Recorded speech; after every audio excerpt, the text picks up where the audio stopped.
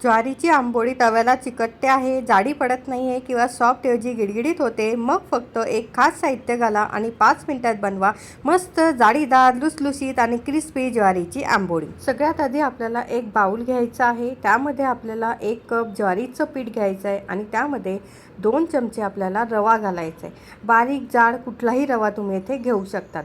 2 चमचे आंबट दही, दही जास्त आंबट नको। त्यानंतर रवा घातल्यामुळे आंबोळीला हलका क्रिस्पी टेक्स्चर येतो, त्यामुळे आपण यामध्ये रवा घालत आहोत। आता हे सर्व छान आपल्याला मिक्स करून घ्यायचं आहे। मिक्स करताना तुम्ही हाताने मिक्स करा किंवा मिक्सरच्या साहाय्याने सुद्धा मिक्स करू शकतात। आता इथे आपण घेतलेला आहे एक छोटी काकडी, 2 ते 3 हिरव्या मिरच्या आणि आल्याचा अर्धा इंच तुकडा, त्याचे तुकडे करून घेतलेले आहेत।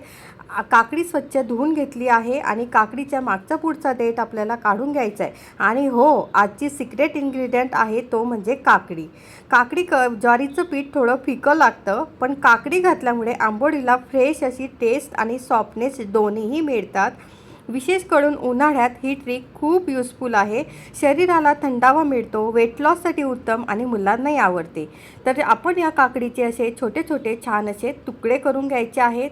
सर्व काकडीचे असे छान आपल्याला तुकडे करून घ्यायचे आहेत। आता इथे आपण मिक्सरचं भांडं घ्यायचं आहे, त्यामध्ये आलं, हिरवी मिरची आणि काकडी याचं आपल्याला वाटण तयार करून घ्यायचं आहे। प्युरी तयार करायची, पाणी न घालता हे मिक्सरमध्ये आपल्याला फिरवून घ्यायचं आहे। हे बघा किती सुंदर आपली प्युरी तयार झालेली आहे। आता ही जी प्युरी आहे ती आपण आता ज्वारीच्या पिठामध्ये आपण घालून घेऊया। ज्वारीच्या पिठात आपण घालत असताना त्यामध्ये थोडंसं आपल्याला मीठसुद्धा घालायचं आहे, चवीनुसार मीठ घालायचं आहे। आणि त्यानंतर यामध्ये आपल्याला थोडं थोडं पाणी घालत बॅटर तयार करायचं आहे। पाणी घालत असताना एक इम्पॉर्टंट गोष्ट लक्षात ठेवा की खूप जास्त पातळ करू नका। बॅटर जास्त पातळ झालं तर आंबोळी तव्यावर निघत नाही। कन्सिस्टन्सी आपल्याला थोडी दाटसर ठेवायची आहे, पडीमध्ये दाखवल्याप्रमाणे परफेक्ट अशी जाडी पडते। आता येथे लक्षात ठेवा की आपलं ज्वारीचं पीठ तांदळाच्या पिठा इतकं पाणी धरून ठेवत नाही, त्यामुळे पाणी थोडं जपून वापरायचं आहे।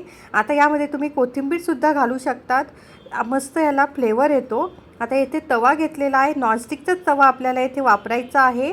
आणि तवा चांगला तेल लावून घ्यायचं आहे आणि तेल लावल्यानंतर तव्याला छान तापून घ्यायचं आहे, गरम करून घ्यायचं आहे। त्यानंतर आपण यावरती जे आपण बॅटर तयार करून घेतलेलं आहे ते आपल्याला फुलपात्राच्या साहाय्याने किंवा असं पळीच्या साहाय्याने आपण हे हलकंसं पसरवून घ्यायचं आहे, जास्त त्याला पातळ करायचं नाही आहे। त्यानंतर आता एक ट्रिक लक्षात ठेवायची आहे, मंद आचेवर अजिबात भाजायचं नाही आहे।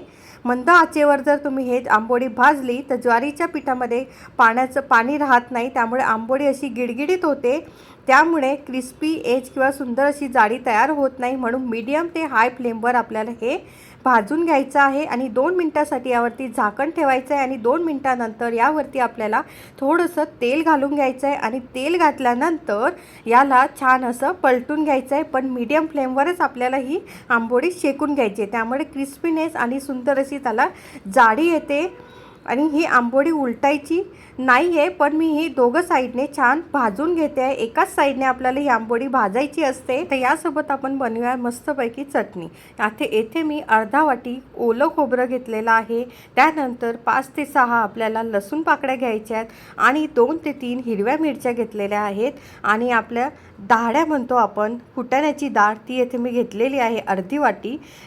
त्यानंतर आपण मीठ घ्यायचं आहे चवीनुसार। हे सर्व आपल्याला मिक्सरमध्ये थोडं पाणी घालून आपल्याला वाटून घ्यायचं आहे। येथे आपली चटणी मस्तपैकी तयार झालेली आहे, मस्त अशी छान टेक्स्चर आलेला आहे, मस्त तयार झालेली आहे। आंबोळीसोबत मस्त नेक्स्ट लेवलला ही चटणी लागते, तुम्ही नक्की तयार करा। बघा आपली जाळीदार लुसलुशीत ज्वारीची आंबोळी, झणझणीत मस्त चटणी, हे बेत अगदी नक्की करून बघा। साधारण 5 ते 6 आंबोळ्या तयार होतात।